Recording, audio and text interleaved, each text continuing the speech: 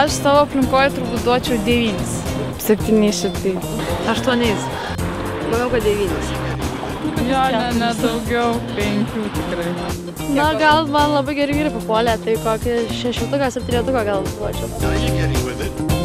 Tai vyrai, tai jiegi visą laiką šitą, man atrodo, tiek pat moteris, tiek pat vyrai, vieni kitų ten 10 balų, man atrodo, niekada neįvertins. Jie kažkaip viską gal ir girdi, bet jie supranta per savo prizmę, kas visiškai nesąmonė yra. Kada jie čia labiausiai nesupranta moterų, galbūt drabužių klausimo, aprangos, kaip moteris visuomet neturi kom apsirengti, vyrams tokių klausimų niekada nekyla.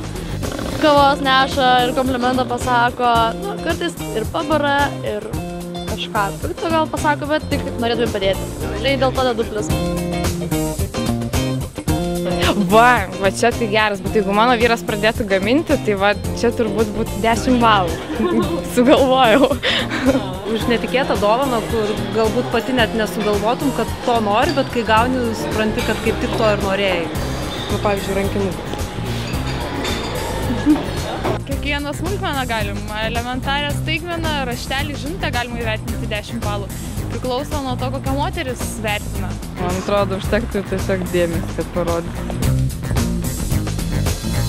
Taip, va, aš tai įrodau. Ne, vyras neturi pildyti visus moters norus. Tai pirmiausia, turbūt, nes moteris išvaiks ir moteris nebebus fantastiška.